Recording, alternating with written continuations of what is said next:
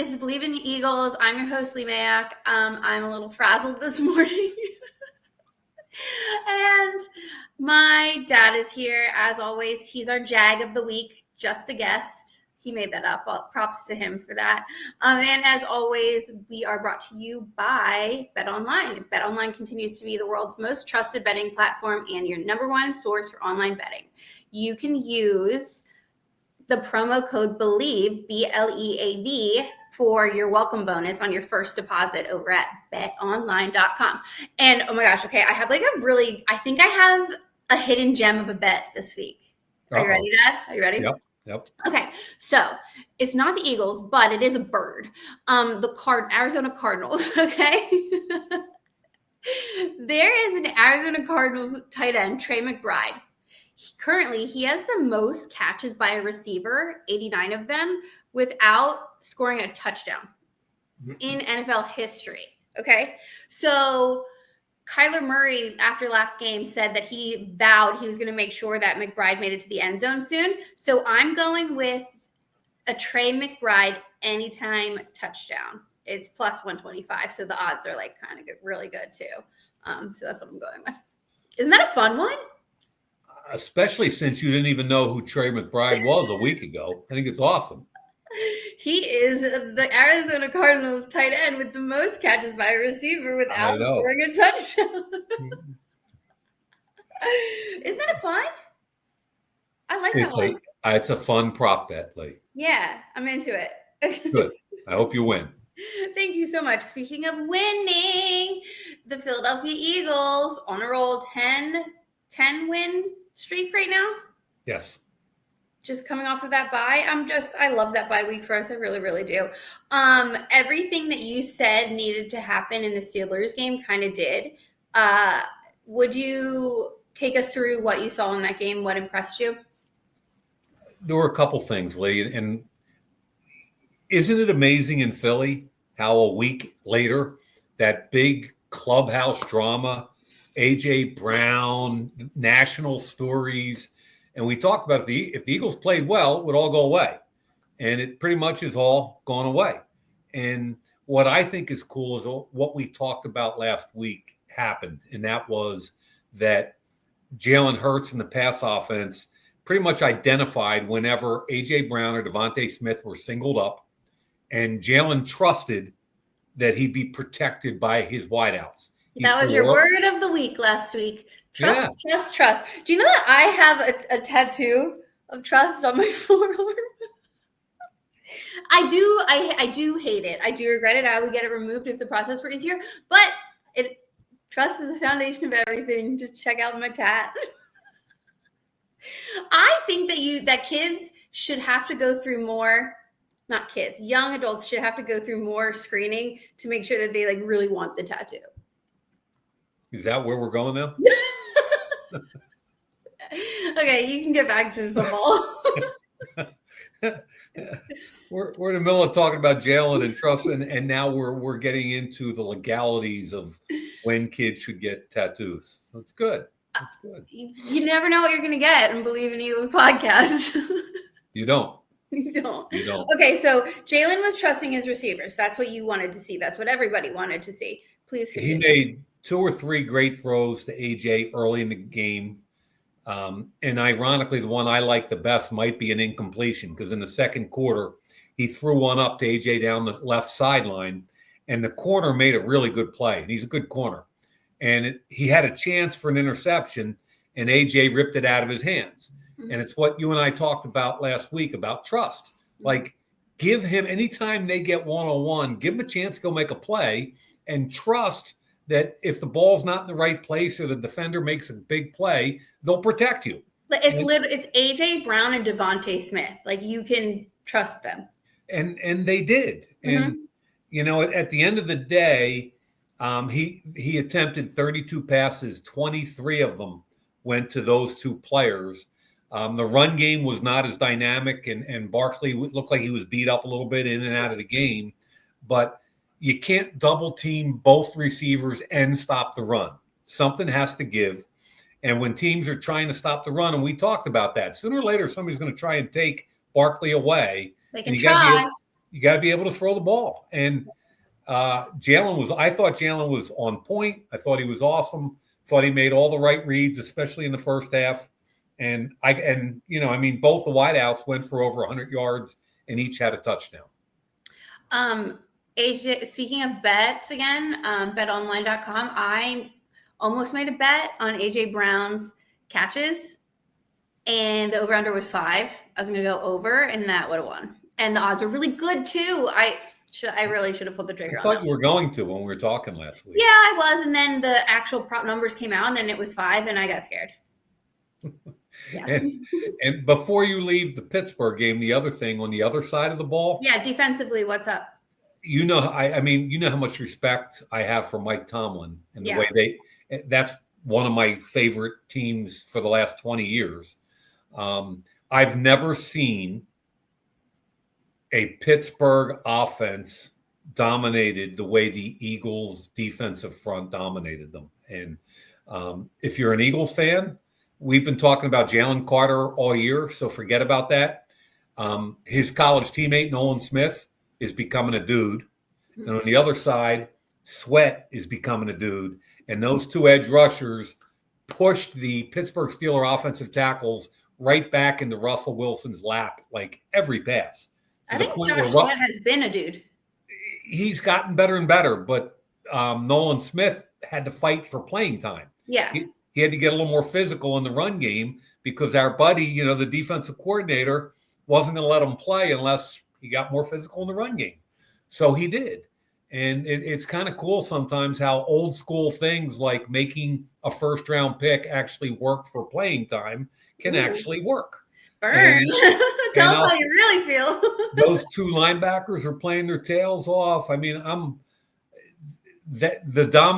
then the Philadelphia offensive line and what they did on the last drive of the game when they took 21 snaps in a row and ended the game. Like, I'm not sure I've ever seen a team take the ball for 11 minutes and jam it down the Steelers' throat. So, and the series before, wasn't it like 13? It was Pittsburgh only had 2 possessions in the second half. They had a fumble and a punt. They had 41 total snaps, which is unheard of. So if you're an Eagle fan, that was some pretty good stuff. That was really cool. Joey, do you have the Steelers game this weekend? I have Pittsburgh at Baltimore. Pittsburgh at Baltimore. That's always one of your favorites. And do you want to hear a Jalen Hurts story? Is it funny?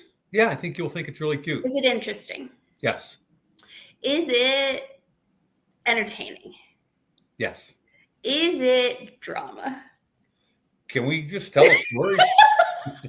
Please tell us your little story. So Mandy and I had to do a book reading this morning, right? Yeah, shout out Carly Panaccia at the Eagles for hooking you guys up with a bunch of really cute Eagles gear that you were able to give to a bunch of second graders in West Philly, right? Yeah, we went to West Philly about a mile from where I grew up, and Samuel Gomper's school. And it was kindergarten, first and second, 70, 80 kids. We read 2 books to them. But what was really cute is that I had to go meet Carly at the Eagles yesterday to pick up the gear. At the facility? At the facility. Mm-hmm. And it timed up so that the Eagles were kind of going into a team meeting as I'm standing there waiting for Carly. And, Nick Did it look like you were just standing in there like a weirdo? Just standing there. Nick Sirianni comes walking down and we chat. And, I'm talking to somebody else. And then Jalen Hurts comes over to say hi because I had interviewed him at the Combine years ago. And he's always been really good to me. So I said, because he had to go into a meeting, I'm like, Jalen, listen, that was a great game yesterday. But more importantly, my wife and I are reading books to a first and second grade class. Can I tell them that Jalen Hurts loves to read? And he was like, that's awesome. Yeah. He's like, tell you, yeah. I said, because they don't care what I think, but if Jalen Hurts read books in first and second grade, they're gonna. He's like, yeah, absolutely, like that. So thank God, because I was really wondering what the allure was going to be for those kids that you were coming to read a book to them. Well, Jalen could not have been nicer. The whole group of Eagles that I spoke with couldn't have been nicer. But at the end of the day, with the book thing, the kids went crazy. They loved Mandy's book because it's about dogs. Okay. What first grader doesn't love dogs? And they asked a bunch of questions about the dog. Anyway, we had a great time, and I got them to do the EAGLES Eagles cheer a couple times, and Chris, it's the Chris Long Foundation that Yeah. we did the books through, Mhm. and so it had an eagle flavor to it, and I asked them if they'd give me a Giants cheer, and they booed me. And then I As said, they should. Oh, they're I being raised know. right. They're being raised I right. know. And then I asked about a Raiders cheer, and they were like, nah. And then I said, how about an Eagles cheer? And they went crazy. So That's really cute. it was really cute. So who did you like ask questions, then you gave swag out? Like, is that how you divvied up the stuff? Was anyone funny? The real story here, because I'm not going to lie to you, is that I forgot to take the swag with me after all of that. You're actually kidding me. And then when we got home, we realized what we had done, and Mandy got back in the car and took it all back down to West Philly. And I had told the gotta be kidding me, Dad. That's so annoying. No, I told the principal there that we forgot it and that we bring it back and that he could give out all the stuff. They could give it all out. So I told the kids I had a bunch of Eagle stuff for them, but they'd get it tomorrow. Well, good. Thank God they got it, because that's so rude. Yes. Yes. Isn't that Jalen Hurts story kind of cute? So cute, Dad. It's just so cute. I thought you'd like that. Not a football story. I thought you'd like that. It's just so random. Like, it's just random to me. You could have just said he likes to read. No one would have cared. Do you care about your journalistic integrity as a human being? That's good. That's good. That's lost these days too. Yeah. I'm surprised you even know what it is. Oh, that is so cute. Okay, cool. All right, as you chug something that looks like a beer. What is it? Sparkling water. I know, it wouldn't be a beer, but it did look like it a little bit. Come on. What? Let's go. Oh, you're the one that wanted to tell us a story. Okay. We probably lost all our viewers. It's just want to hear you talk about A-gaps. But okay, Washington Commanders. The Commanders have a lot to lose by losing this Eagles game. And that worries me, especially with how the score from last Commanders game doesn't really show how bad that game was. If you remember, the Eagles didn't score a touchdown to the fourth quarter. Then once they did turn that faucet on, they scored a million times. But up until then, they had only scored 2 field goals. So it was close up until the fourth, and it just worries me. They also have Marshawn Lattimore, which I don't think they had last game. Jayden Daniels is playing like Jayden Daniels again. I think his ribs feeling better. He has a lot more torque on the ball, and it just still worries me. So what are you thinking about this game? I think it should worry you, and I think historically Washington has always been a tough out for the Eagles, even when Washington was really bad. For some reason, they play the Eagles well. It's a division game. To your point, they're 9-5, but they're only holding on to the number 7 and final playoff seed. Mm-hmm. So they're 1 game ahead of Seattle. So they got to fight their tails off. A win against Philly would be huge. They could actually clinch a spot if they beat Philly and a couple other things happen. Yeah. But so at the end of the day, they're they have Atlanta after us, and that's with Penix Jr. now too. So I'm doing that game. It's Sunday night. Oh, you are? Yeah, it got flexed. Yeah, because it matters. Yeah, I'm doing that game next week. So I've got Atlanta at Washington. Wait, do you agree? Side note, do you agree with the benching of Kirk Cousins and throwing in their first round pick, Michael Penix Jr.?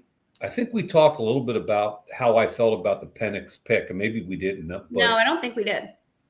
Most of the football world hated that Atlanta signed Michael Penix to this big signed Kirk Cousins to this big contract, and then after that drafted Michael Penix with the 8th overall pick in the first round when they thought they should have gotten somebody to help Kirk Cousins win. Mm-hmm. Now, right? And everybody was screaming and yelling about it. And I went out there and I said, you know what? The quarterback position, I think, is the most important position in all of sports the hardest to play. And isn't it cool that there's finally a franchise being intentional about the future of their quarterback position? So you go sign Kirk Cousins, and only 2 of the years are guaranteed, this year and next.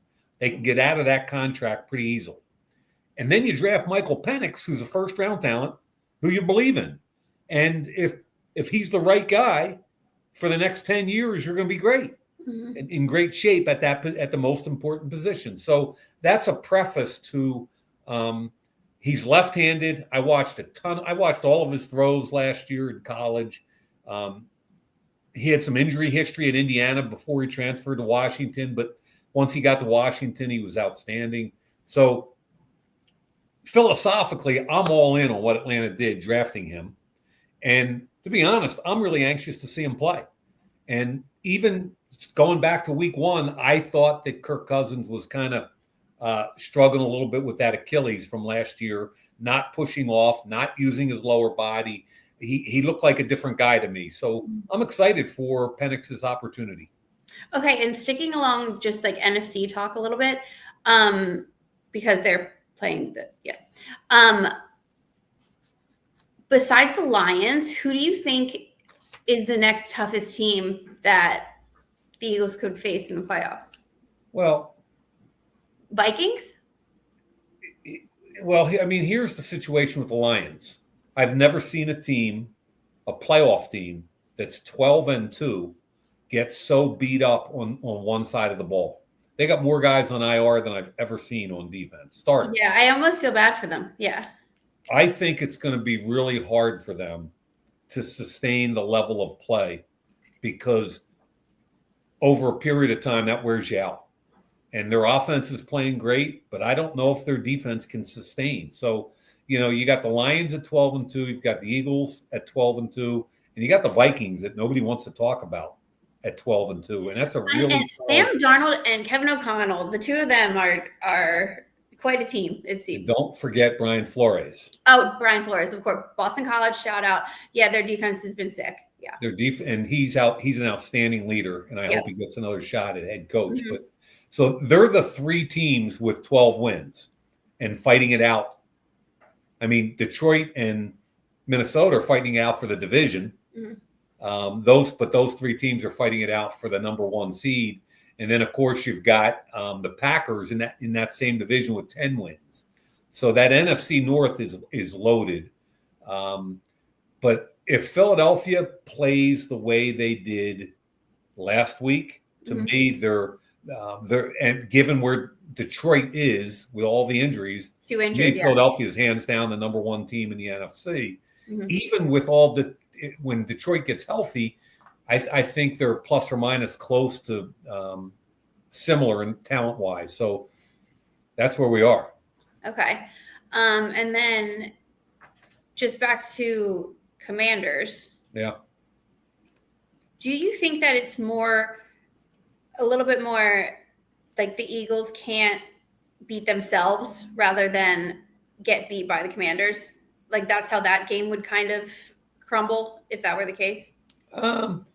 I think the hard thing about playing the Commanders is their rookie quarterback. Yeah. So they score. They know how to score.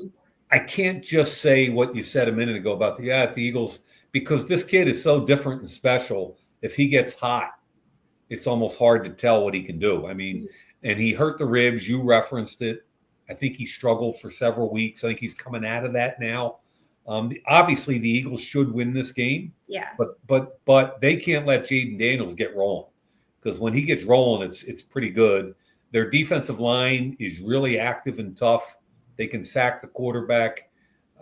They're not great against the run, so it'll be interesting to see if they. And their red zone defense is pretty weak too. Red zone defense is bad. They give up 4.5 yards a carry to running backs. That's not great. So it'll be interesting to see if they try to gear up to stop Saquon or not. Lattimore being there, to your point, helps them on the back end against one of the Eagles' wideouts. So it's not an easy out. Not an easy out. Yeah, the division games like stress me out anyway. Pretty much. Yeah. Is there any way that so you do think Jayden could pick apart our defense? Our defense has been playing so well.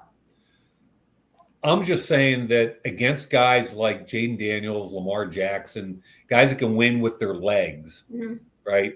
Your defense can play great for 4 to 5 seconds, cover everybody, rush the quarterback. But if Superman puts on his cape and slides through the defensive line, and now all of a sudden he can either take off or throw it, there are problems. And that's one of the ways that you can negate a talent advantage, an overall talent advantage, when you've got one superstar on the other team that can do special things at the quarterback. When the one superstar is a quarterback, that probably helps a little bit more too.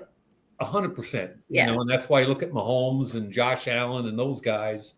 And I'm not trying to say Jayden Daniels is them yet, but he has the talent to just out of nowhere put the cape on. You just referenced Patrick Mahomes. Did you see what he gifted his offensive lineman? No. Dad. Okay, first of all, how many, on average, how many offensive linemen are kept on a roster? Talking about practice squad or just I'm going to go with, I don't know. Can you tell me both? So who's on? So there would typically be 8 on the active game day roster on Sunday. Okay. Some teams would carry 7, but 8. There's probably at least 1 or 2 more on your 53. So call it 10.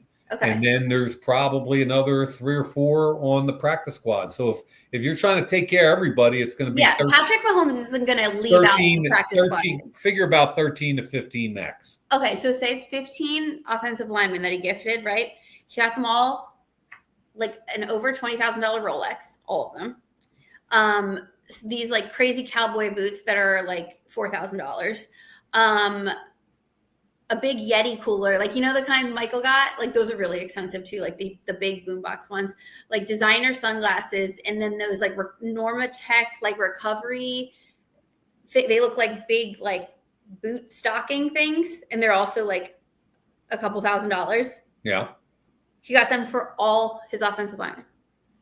Like, even if you had just told me he got Rolexes for all of his offensive linemen, that would even stop me in my tracks. I'd be like, oh my God, can I be an offensive lineman for you? But like, can you believe that? How much money do you think that is? I can't do math like that. I was kind of mentally trying to do it while you were talking. It's probably about $500,000 total. That's insane. But I mean, they are putting their life on the line for him. I mean, if they're $20,000 Rolexes times 13, that's $260 right there. I mean, that's crazy. I mean, but then I was thinking maybe some of it, probably not the Rolexes, but maybe some of it was given to him to give, like, by brands. Maybe. So that would like help a little bit. Did when you were a GM, did any players ever like give you gifts? Me? Yeah. No, it's like the quarterbacks always give it to the linemen and stuff like that. No, running backs sometimes give it to linemen too. Yeah. For all that A-gap work. Exactly. No one ever gave you anything? I feel like they did. I feel like you brought stuff home all the time during the holiday season. Nobody likes me, Lee. You haven't figured that out yet? You kind of give the Grinch a little bit, to be honest with you. A little bit. Do you ever what's the favorite Christmas gift you ever got? I have no idea. Yeah, I knew you were not going to be fun with this. Okay, anyway. Wait, do you have a favorite Christmas movie? Actually, Mandy and I watched a couple the other night. Wait, what was the one that I said wasn't a Christmas movie, and then you forced me to watch it, and then I said, fine, it is. It's like all explosions and action. Yeah, it's the one Die Hard. Yeah, okay. I vote Christmas movie. I didn't at first, and then you forced me to watch it, and I think that's a Christmas movie. It was set on Christmas Eve, Christmas. Okay. Obviously, with all the action, and it wasn't exactly Kris Kringle, but or the Grinch. Wait, what's your favorite? I don't know. I like a lot of the old ones that I saw growing up. How the Grinch Stole Christmas. Those kind of things are kind of cool, and they all have a message that I think is kind of cool. And I also think even what is the message that you think is cool? Just like be giving and love each other. Yeah, appreciate what appreciate the people in your life. I always think that the gift itself is not that important. It's more about the effort to go get it and to be a part of someone's life. And It's the thought that counts. I think it's I'm loving the fact that we're going to have a bunch of people over on Christmas Eve and have a couple cocktails and hang out and tell stories. And cigars, our annual once a year Mayock family cigar tradition. I'm so excited. And I'm bringing them this time. I got them in Ireland, especially for you. Perfect. Yeah. Mm-hmm. Well, it's going to be cold out there, so we're going to have to fire up the grill outside. It's the grill? You mean the fireplace? The little fire thing we got. Yeah, it's called a fireplace. We're not making. It's not a fireplace. We're not a grill. Wait. I was hoping you were going to say what's the one I forced you to watch? Harry Potter Christmas movie. Yep. Yeah, like that. I converted you to Harry Potter. Very good. You would be a Gryffindor. Do you know that? I'm not up on my terminology though. Okay. You would be in the same house that Harry was in. It's like for the brave leaders that are like selfless and like have really good morals and codes of conduct. Well, the boring people. No, but they're like always main character. Like, and you're Leo, main character energy. Yeah, you would be Gryffindor. If you're listening still, which I don't know if you are, leave a comment and let me know what Harry Potter house you're in and why. Or which houses do you think the Eagles players would be sorted into? That would be interesting. Maybe I'll do that. Okay. Well, I'm going to let you go. I do love your stream of consciousness. You might be the only one. Maybe. Okay, well, we're in for a good game this weekend. You're in for two. Oh, because your game's on Saturday, yeah? Yeah. Okay, cool. Have fun. Good luck. It's also going to be cold there. And then we're probably not going to talk to everyone until after Christmas. So Merry Christmas, Happy Hanukkah, and Festivus to all. If you have a great time with all your people, enjoy all the football that's on. Is the NBA on still on Christmas? Yeah, I think so. Do you have anything to add? I think you're touching all the bases. All right. Well, happy holidays, everyone. Thanks for being here, Dad. Love ya. Bye, sweetie.